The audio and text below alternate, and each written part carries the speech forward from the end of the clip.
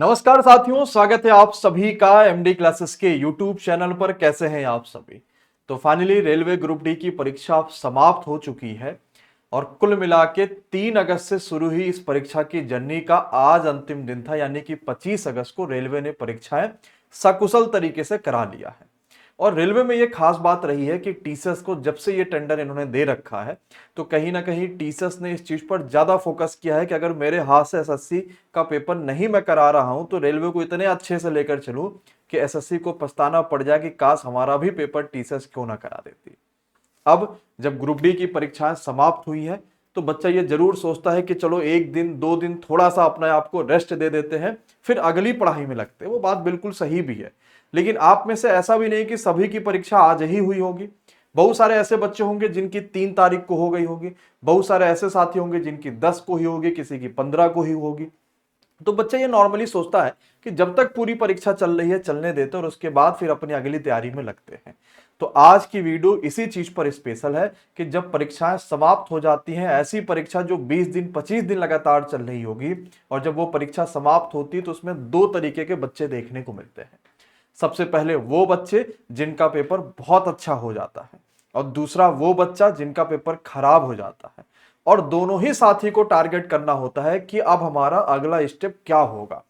तो आप क्योंकि एमडी क्लासेस को आप रेलवे परीक्षाओं के लिए जानते हैं, तो रेलवे में ही अगर आपकी जर्नी है कि रेलवे में ही मुझे और क्या आगे करना चाहिए और क्या बेहतर मुझे सोचना चाहिए, तो ये वीडियो आपके लिए है। शुरुआत से लेकर अंत तक इसको जरूर देखिएगा। आप शायद अगला क्या आपको करना चाहिए इस वीडियो से समझ पाएंगे और कल से ही आप शुरुआत करने के लिए प्रेरित हो जाएंगे। चलिए शुरुआत करते हैं, सारी बातों को समझते हैं। सबसे पहले जब पेपर हुआ तो हमने अच्छा हुआ या खराब हुआ ये किस बेसिस पे कहा है। अच्छे का मतलब ये होता है ऐसा बच्चा जिसके 70 या उससे ज्यादा बन रहे होंगे, क्योंकि देखो जब पेपर देकर आप आते हैं ना, आंसर की तो 4-5 दिन में आएगी तो आएगी आएगी, लेकिन आपको अंदाजा लग जाता है कि यार मैंने कितना किया होगा, कितना नहीं किया होगा, मेरे कितने बन रहे हैं, कितने नहीं बन रहे, सब समझ जाते हो आप। और दूसरा वो साथी जो किसी भी हालत में 60 से नीचे ही करके आया है।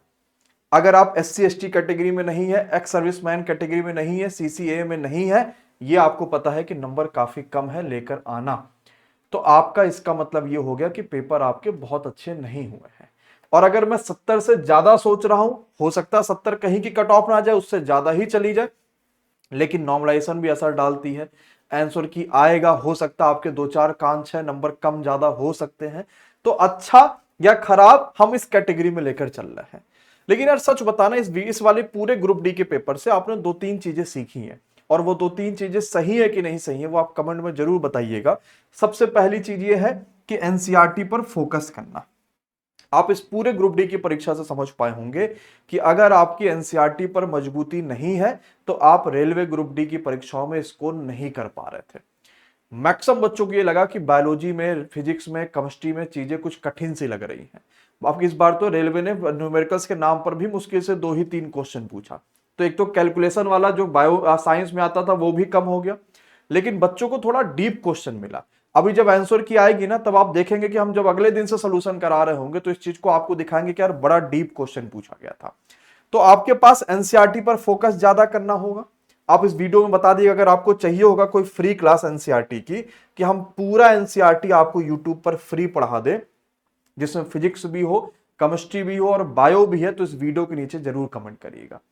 दूसरी चीज आपने देखा होगा कि आपने कैलकुलेशन से जितना अपना दूरी बनाया, रेलवे ग्रुप डी ने आपको कैलकुलेशन की उतना ही पास आने की कोशिश किया कि अगर आप बेहतर करना चाहते हैं तो अपने कैलकुलेशन पर काम करिए, नहीं तो ग्रुप डी की परीक्षा बेकार हो जाएगी। रीजनिंग एज इट इज सबके लिए सेम रहा, सब बढ़िया करके आए। करंट में जो पढ़ा था करके आया, जो नहीं पढ़ा था वो नहीं करके आया, वो भी सब ठीक रहा। लेकिन इन दोनों से बच्चों की एक्सपेक्टेशन ज्यादा होती है कि साइंस हम पढ़ते ही पढ़ते हैं, इसमें हमें अच्छा करना चाहिए, हम मैथ्स पढ़ते ही पढ़ते इसमें हमें अच्छा करना चाहिए। तो आपको अपनी कमी पता चल गई कि यार मुझे इन दोनों चीजों पर ज्यादा फोकस करना होगा, तभी मैं अपने आप को बेहतर बना पाऊंगा। अब जो हुआ वो हुआ। अब आपको ये सामने अपने दिख गया कि मुझे इन चीजों पर फोकस करना था जो मैं नहीं कर पाया, आगे की परीक्षाओं पर करूंगा। लेकिन आगे की परीक्षाएं टारगेट कौन सी हैं, ये 2 ऑप्शंस आपके पास हैं। सबसे पहले वो साथी जिन्होंने एएलपी या टेक्नीशियन कोई भी फॉर्म भरा है, रेलवे ने एएलपी का एप्लीकेशन स्टेटस जारी कर दिया, यानी एएलपी का अगले 60 दिनों के बाद कभी भी परीक्षा हो सकती है, उससे पहले भी हो सकती है। अगर आप में से किसी भी बच्चे ने एएलपी या टेक्नीशियन का फॉर्म भरा होगा और अगर चाहते हैं कि सिलेक्शन लेना है, तो आप इन दोनों ही परीक्षाओं पर आंखें बंद करके लग जाइए। ये मत सोचिए कि अच्छा वो भी पेपर आएगा तो वो भी पेपर आएगा तो वो भी पेपर आएगा। लगभग सिलेबस सेम है, सब कुछ इसमें सेम है।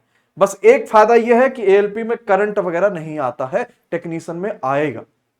एएलपी का सब्जेक्ट वाइज पैटर्न नहीं कंफर्म है, टेक्नीशियन में कंफर्म है, लेकिन आता दोनों में गणित है, आता दोनों में रीजनिंग है, आता दोनों में साइंस है। तो अगर आपका पेपर चाहे अच्छा हुआ हो चाहे खराब हुआ हो, और अगर आपने एएलपी टेक्नीशियन का फॉर्म भरा है ना बच्चा, तो आज रात खाली आराम से सो लीजिए, क्योंकि एएलपी टेक्नीशियन का बच्चा बहुत मेहनत कर रहा है।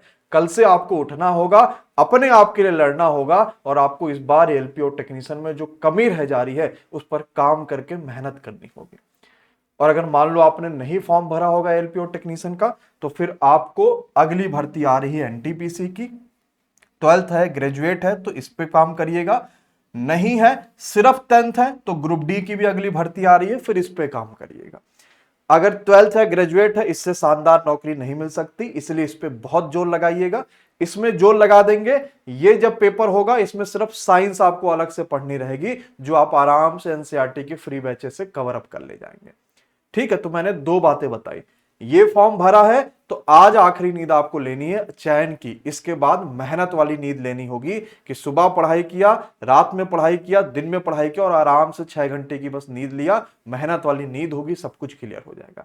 ये दोनों फॉर्म भी नहीं भरा तो मुझे एनटीपीसी का वैकेंसी आ रहा है, सितंबर में फॉर्म आ जाएगा, ये भर लीजिएगा, नहीं तो ग्रुप डी का आ रहा है। अब हम एमडी क्लासेस की तरफ से आपके लिए क्या फ्री में दे सकते हैं, मैं वो भी बातें बता देता हूं। मान लीजिए अगर आप एएलपी और टेक्नीशियन वाले ही होंगे, तो अभी आपको इस महीने सिर्फ अपना जो बैकलॉग है वो क्लियर करना है। जैसे आज आपकी 25 तारीख हो गई, 5 से 6 दिन बचे हैं, रक्षाबंधन का त्योहार है, घर अपने जाना चाहिएगा तो जाइएगा, सुबह अपना होके शाम तक वापस भी आप आ जाएंगे या अगले दिन आप वापस आ जाएंगे। वो एक दिन को छोड़ के बाकी दिन आपके जितने बैकलॉग है, अगर आपने एलपी टेक्नीशियन का कहीं बैच लिया है, कुछ भी किया, वहां से सारे बैकलॉग क्लियर करिए, जितनी क्लासेस बची रह गई उसको कंप्लीट करिए। हम 1 सितंबर से YouTube पर धुआंधार रिवीजन सीरीज शुरुआत कर रहे हैं, और ये होगा चैप्टर वाइज रिवीजन। ये एएलपी और टेक्नीशियन दोनों ही बच्चों के लिए है।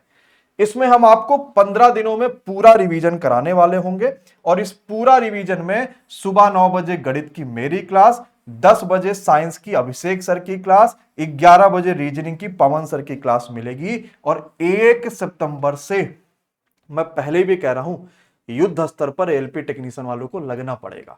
हम आपकी इधर रिवीजन कराते रहेंगे, उधर रैंकस टेस्ट लेकर आएंगे अपने सितंबर के पहले सप्ताह में, वहां से आपकी टेस्ट सीरीज स्टार्ट कर देंगे।